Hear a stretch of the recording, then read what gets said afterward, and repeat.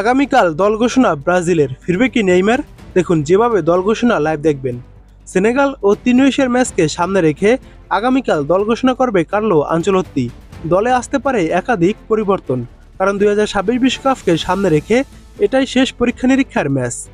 আগামী বছরের মার্চে একদম বিশ্বকাপের স্কোয়াড নিয়ে ব্রাজিল, ফ্রান্স ও ক্রোয়েশিয়ার বিপক্ষে মাঠে নামবে। সেটাই থাকবে চূড়ান্ত স্কোয়াড। আগামীকাল যেহেতু দল ঘোষণা, তাই অনেকের মনে প্রশ্ন জাগতে পারে নেইমার কি দলে ফিরবে কিনা। নেইমার আজকে সান্তোসের হয়ে মাঠে নেমেছিলেন এবং শেষের 23 মিনিট তিনি ভালোভাবে খেলেছেন।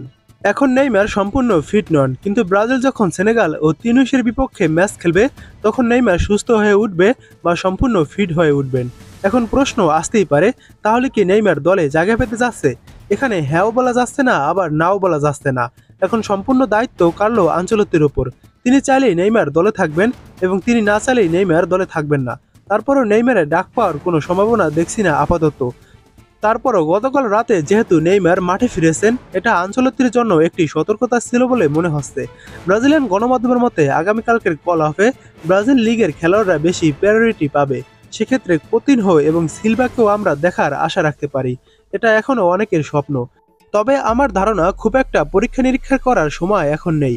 কারণ হিসেবে যদি বলতে যাই, গত অক্টোবর উইন্ডোতে ব্রাজিল সাউথ কোরিয়াকে বড় ব্যবধানে হারিয়েছিল, কিন্তু পরীক্ষা নিরীক্ষা করতে গিয়ে জাপানের বিপক্ষে ঠিকই 3-2 গোলে হেরে বসেছিল ব্রাজিল।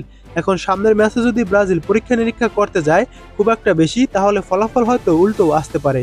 তাই খুব একটা হাতে সময়ও নেই পরীক্ষা নিরীক্ষা করার। এখন দেখা যাক আগামীকাল দল ঘোষণায় ব্রাজিলের স্কোয়াডটি কেমন সাজায় আনচেলত্তি। ব্রাজিল কিন্তু 2022 বিশ্বকাপের পর সেনেগালের বিপক্ষে খেলেছিল, সেবার 4-2 গোলে ব্রাজিল ম্যাচটি হেরেছিল। তাই এবার পরীক্ষা নিরীক্ষা করার খুব একটা দেখছি না আমি, কারণ জিততে হলে ব্রাজিলের শক্তিশালী স্কোয়াডটাই সেনেগালের বিপক্ষে খেলাতে হবে। এবার দেখুন আগামীকাল দল ঘোষণার সময় তারিখ। আগামীকাল 3 নভেম্বর রাত 11:55 সেনেগাল ও তিউনিসিয়ার বিপক্ষে প্রীতি ম্যাচের জন্য ব্রাজিলের স্কোয়াড ঘোষণা করবেন কার্লো আনচেলত্তি। এটাই হবে বিশ্বকাপের আগে শেষ পরীক্ষা নিরীক্ষার ম্যাচ। আগামীকাল দল ঘোষণা হলে আমাদের টাইমস টু ফুটবল চ্যানেলে পুরো স্কোয়াডের ভিডিও দেওয়া হবে। দল ঘোষণার আধা ঘন্টা বা 1 ঘন্টা পরেই স্কোয়াডটি পুরোপুরি আমাদের চ্যানেলে পেয়ে যাবেন। যারা সরাসরি লাইভ দেখতে চান, চলুন তাদের দেখাই কিভাবে আপনারা আগামীকালকের ম্যাচটি দল ঘোষণার স্কোয়াডটি লাইভ দেখবেন।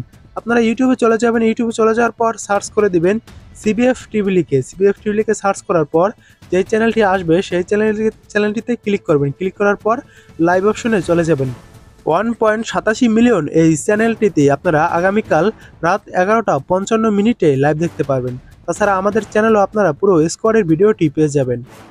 তাই ব্রাজিলের স্কোয়াডটি কেমন হবে জানতে চোখ রাখুন টাইমস টু ফুটবল চ্যানেলে।